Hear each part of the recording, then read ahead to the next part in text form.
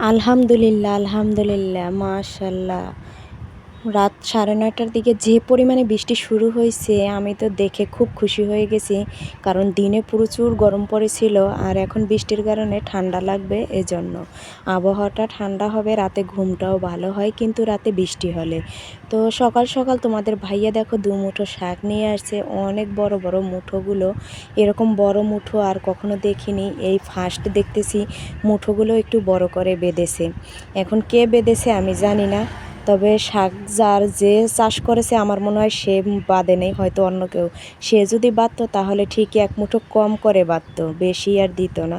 তো 2 মুঠো শাক এনেছে, 1 মুঠো ছিল এলেঞ্চা শাক আর 1 মুঠো ছিল কলমির শাক। তো ওই শাকগুলো আমি কেটে কুটে মানে একদম, এই শাকের ভিতরে অনেক সময় দেখা যায় পোকা থাকে, জোক থাকে, বিভিন্ন ধরনের মানে লাসা লাসা জাতীয় বিভিন্ন কালো কালো গোটা গোটা বিচি বিচি থাকে। তো এজন্য আমি শাক আনার পরেই আমি সাথে সাথে শাকগুলো ভালোভাবে বেছে নিই, কারণ একটু সময় পরে বাছলে দেখা যায় শাকগুলো একটু শুকিয়ে যায়। বাছার পরে ওই পোকামাকড়গুলো শাকের বিভিন্ন মানে জায়গায় লুকাইতে পারে ভালো করে। তো দেখো শাকগুলো আমার বাছা কোটা হয়ে গেছে এদিকে।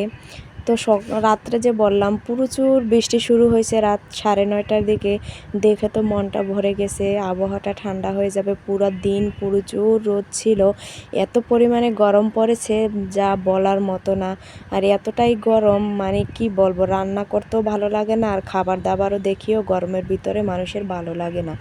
তো এই যে বৃষ্টি শুরু হয়েছে দেখে তো আমি অনেক খুশি হয়ে গেলাম। আলহামদুলিল্লাহ, আল্লাহর রহমত একটা বৃষ্টি, আর আল্লাহর রহমতেই এই বৃষ্টিটা হয় আমরা জানি। তো আল্লাহর রহমতে এই বৃষ্টিটার কারণে হয়তো রাতে একটু ভালো করে ঘুম হবে আমাদের। এদিকে তো মেয়ে ড্রাগনের গাড়ি যেতে দেখছে, দেখে বাবাকে বলছে, আর বাবার একমাত্র রাজকন্যা, মেয়ে বলবে আর বাবা কিনবে না তা কি হয়? মেয়ে বলা মাত্রই মেয়ের বাবা ড্রাগন নিয়ে আসছে মেয়ের জন্য। তো মেয়ে তো সাথে সাথে কেটে দেওয়ার জন্য বায়না ধরছে। তো আমিও বসে পড়েছি ওকে ড্রাগন কেটে দেওয়ার জন্য। তো এই যে ড্রাগনটাকে কেটে দিলাম, আমিও একটা মানে খেয়ে দেখলাম, পিস দেখলাম না মিষ্টি আছে। ড্রাগন এতটা মিষ্টি হয় কখনো দেখিনি, আজকে ফার্স্ট দেখলাম যে ড্রাগন অনেক মিষ্টি হয়। এদিকে তো শাকগুলো কেটে বেছে নিয়েছি, অন্যদিকে আমাদের গতকালকে রাতে একটা মানে বিয়ের দাওয়াত ছিল।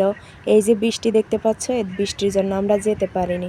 তো আমরা তো বুঝতে পারিনি যে আমরা না গেলেও আমাদের জন্য খাবার পাঠিয়ে দেবে ওনারা।